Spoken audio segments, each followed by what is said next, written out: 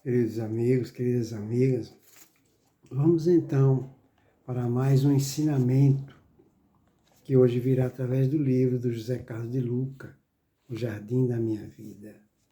Abrindo aqui ao acaso, caiu aqui no capítulo 38, intitulado Socorro de Deus.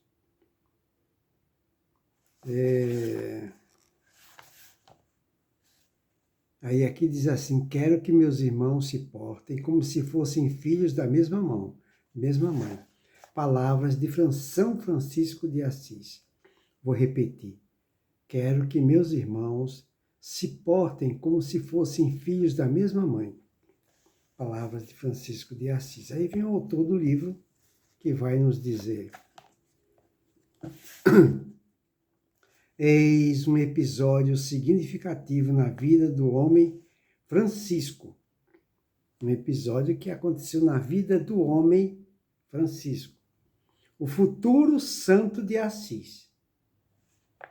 No auge de sua vida despreocupada, um dia aconteceu na loja de seu pai, em meio a vários clientes, de um pobre mendigo, pedir uma esmola pelo amor de Deus. Inicialmente, impaciente, Francisco o mandou embora, com palavras duras, mas logo o remorso o tocou quando pensou: o que eu não teria feito se alguém viesse me pedir alguma coisa em nome de um conde ou de um barão? Olha o que aconteceu, tá vendo?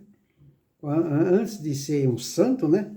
Ele era um homem comum, como qualquer um de nós, né? Francisco de Assis. E aí, na loja do pai dele, a pessoa foi pedir uma esmola pelo amor de Deus. E ele expulsou a pessoa. Ele fez a reflexão, né?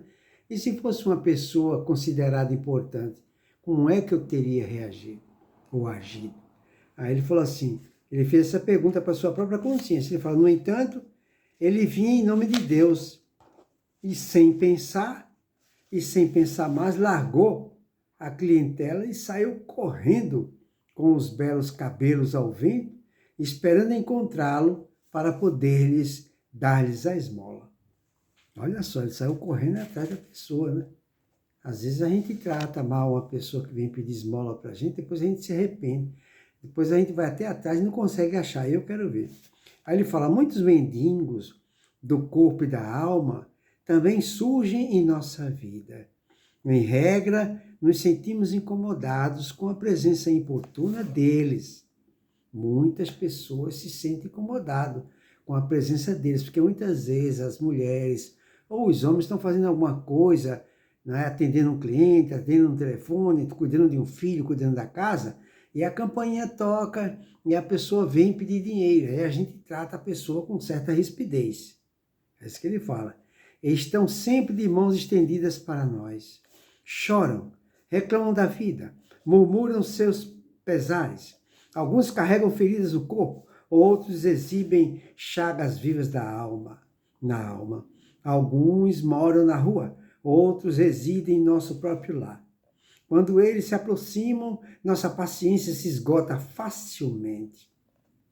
Porque aí eles chegam sempre na hora em que a gente não está podendo atender.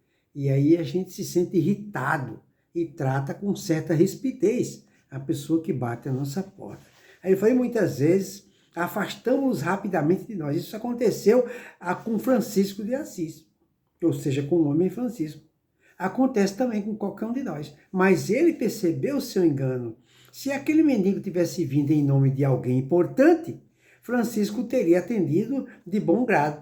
Mas porque ele não tiver a mesma reação positiva, já que o mendigo vier em nome de Deus, por que também não atender bem, não é? Com muito mais razão aqueles que o Criador da vida faz cruzar o nosso caminho. E é verdade.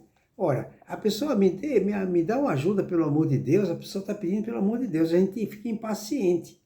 Mas se vier uma pessoa importante, a pessoa não vai pedir as coisas para a gente em nome de Deus e a gente atende bem. Então, por que a gente não atende bem uma pessoa que veio em nome de Deus ou falou a palavra de Deus? Aí ele continuou: os sofredores batem a nossa porta também, nos foram enviados por Deus. Na sua infinita sabedoria, o Pai promove esse encontro para que ambos possam dele se beneficiar. Quem vem em nosso jardim não vem apenas com pedidos, vem com um presente de Deus escondido no meio daquele sofrimento. Aquele que nos incomoda com com a súplica, seja ela de que tipo for, vem nos trazer exercícios espirituais de compreensão, empatia, desprendimento e amor. É verdade mesmo. Essas pessoas que vêm pedir a nossa porta, ela vem nos proporcionar, né, nos oportunizar um momento em que a gente pode se utilizar de uma empatia, de uma simpatia, de uma paciência, de um amor, de uma compreensão, de um discernimento. Ela vem nos dar a oportunidade do nosso progresso moral.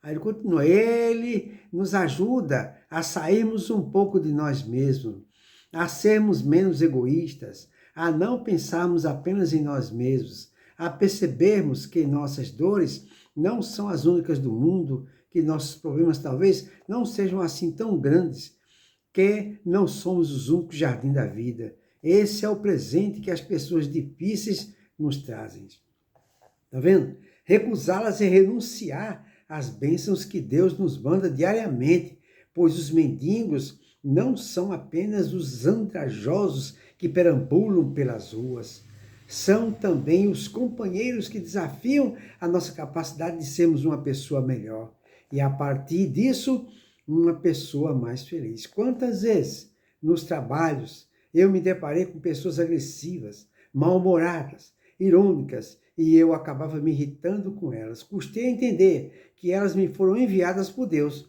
não para ser ríspido, como era de meu impulso, mas exatamente para tratar o meu ímpeto agressivo, amansando a minha tendência e aspereza.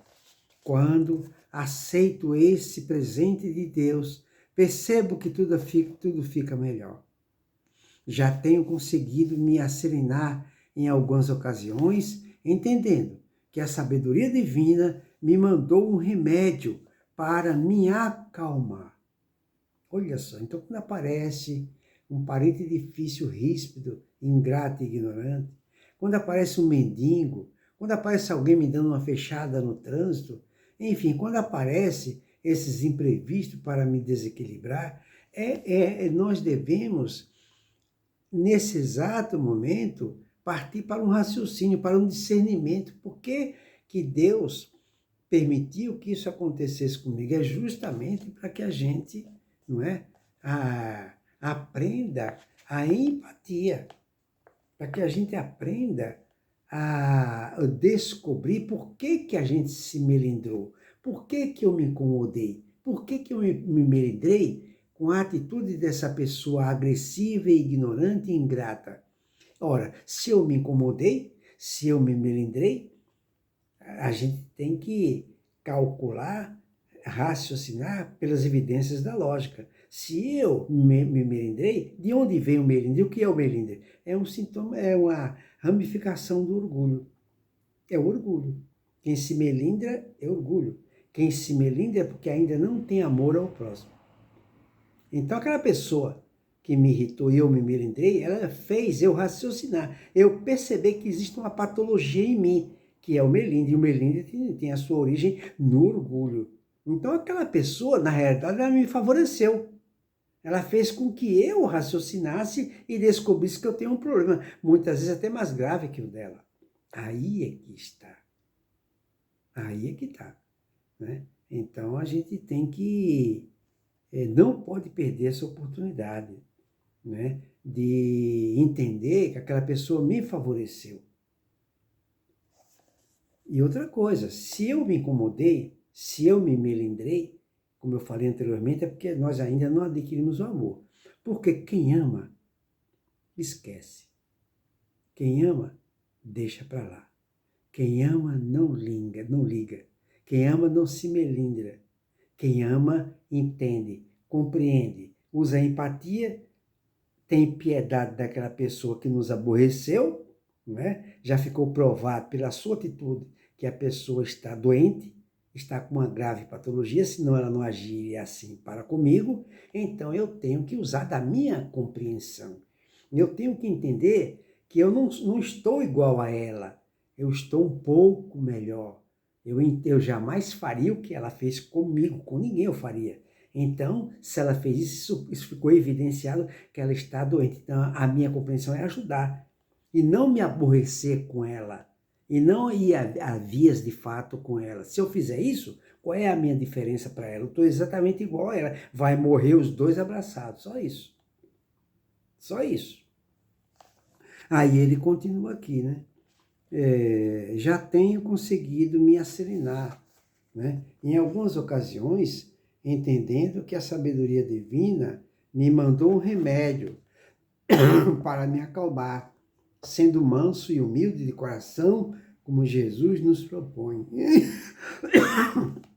Isso se traduz em paz de espírito, boa sensação de estar no controle de mim mesmo, satisfação por não ter criado alguma antipatia, sem falar nos inegáveis ganhos para a saúde do corpo.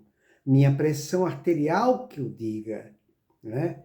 Essa experiência de Francisco me fez ver que, no mais das vezes, eu também sou mendigo necessitado de que Deus, para me atender, faz aproximar de mim outros mendigos que me pedem exatamente aquilo que eu estou precisando desenvolver em mim.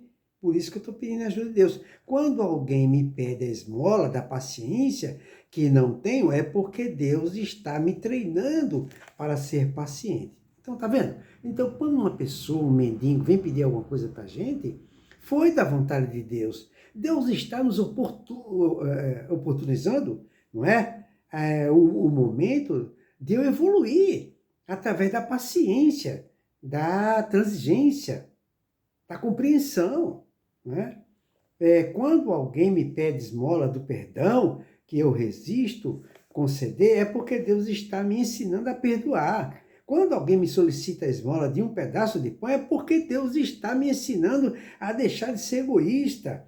Há outro aspecto relevante. É possível que essa pessoa que desafia a nossa paciência seja um anjo de Deus, que Deus está colocando em nosso caminho para alguma dificuldade de amanhã. Veja o que aconteceu com o outro Chico, o Xavier. Vamos ver o que aconteceu. A venda de José Felizardo, onde o Chico era empregado, vivia repleta. Entre os que frequentavam estava um homem rude, de nome Honorato, que era perito em provocar a antipatia dos outros. Tem pessoas que é assim, vive para provocar os outros, desequilibrar os outros, irritar os outros. Olha o que aconteceu com o Chico, vamos ver.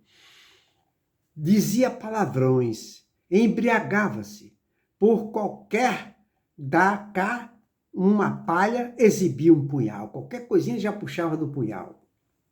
Era bravo, né? Chico também não simpatizava com ele. Chico Xavier não simpatizou com ele. E quando estava à beira de uma discussão desagradável com o pobre beberrão, lembrou-se da prece e calou-se. Em plena oração, viu a Dona Maria João de Deus, que é a mãe dele. Na oração, ele viu a mãe dele, que o advertiu, a mãe dele advertiu ele. Meu filho, evite contendas. Hoje esse homem pode ser antipático aos seus olhos. Amanhã, talvez, poderá ser um benfeitor em nossas necessidades. Olha só, a gente não sabe o dia de amanhã. Um dia esse homem pode nos servir. Eu até nos tirar de um perigo. Vamos ver o que aconteceu, que eu não sabia, não conhecia essa história. Meses passaram-se. Num domingo, José e Chico Xavier foram de manhãzinha ao campo em busca de Eva. José é o irmão dele, né? Vou repetir. Os meses passaram depois desse acontecido com esse violento, né? Meses passaram. Num domingo, José, irmão dele, Chico Xavier, foram de manhãzinha ao campo em busca de ervas medicinais para socorro a irmãos doentes. Andaram muito à procura do velame, da carqueja e dos grelos de samambaia. Quando se dispunham ao regresso, larga nuvem de neblina desceu sobre a região. Por muito que se esforçassem, não reencontraram o trilho de volta, o caminho de volta. Por mais de 2 horas, erraram no mato agreste. Muito aflitos, Chico e José oraram. Juntos pediam socorro. Os amigos espirituais pareciam que estavam ausentes. E o nevoeiro aumentava cada vez mais. Continuaram andando, fastigados, quando viram uma casinha a pequena distância. Bateram a porta e a porta abriu-se. Uma voz alegre e acolhedora gritou lá de dentro: "Ô, Chico, você por aqui?" Era justamente o Honorato, aquele homem ignorante e violento que puxava o punhal por qualquer coisa, que os abraçou com satisfação. Honorato abraçou o Chico e o José com satisfação, oferecendo-lhe alimento e guiou eles ao caminho de retorno.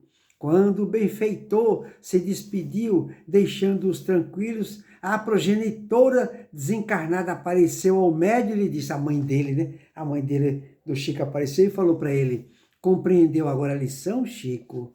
E o Chico, impressionado, respondeu: "Compreendi sim, minha mãe. A senhora tem razão. Tenho dito insistentemente neste livro que somos o jardineiro de nossa vida. Mas Deus sempre está cuidando do jardineiro, oferecendo a ele treinamento e amparo espiritual, às vezes por meios velados. Basta não rejeitarmos o socorro de Deus." Ficou aí, então, esse ensinamento para nossas profundas reflexões. Isso quer dizer que quando a gente se sente aborrecido com o incômodo de qualquer pessoa, seja no trânsito, seja o vizinho, seja na família, seja onde estivermos, nós temos de arrumar uma forma de evitar contendas, de evitar discussão, porque a gente não sabe o dia de amanhã. Essa pessoa a gente pode reencontrá-la e ela pode nos ajudar. Pode ser que a gente esteja numa estrada, estoura o pneu do carro, a gente não tem socorro, essa pessoa pode parar e nos ajudar. A gente não sabe o dia de amanhã. Mesmo porque, se a gente entra em contenda com alguém ou discute, mesmo que estejamos certos, essa pessoa vai ficar aborrecida com a gente e ela vai transmitir para a gente pensamentos com energias mórbidas, e essas energias vão atrapalhar a nossa vida. Então, pelo amor de Deus, vamos ficar no prejuízo, como fala Paulo de Tarso. Paulo de Tarso fala: fique no prejuízo. Se necessário, peça desculpa, mesmo estando cheios de razão, mas não deixe um pensamento negativo na sua retaguarda. Muitas vezes, aquela pessoa que está nos aborrecendo foi encaminhada pelo próprio Deus. Foi encaminhada por Deus para nos testar, para nos provar, para saber se, na prática, as teorias que a gente aprendeu. A gente aprende as coisas na teoria, mas e na prática? Como é que fica? Então fica aí para a nossa reflexão, que o nosso Senhor Jesus nos abençoe a todos.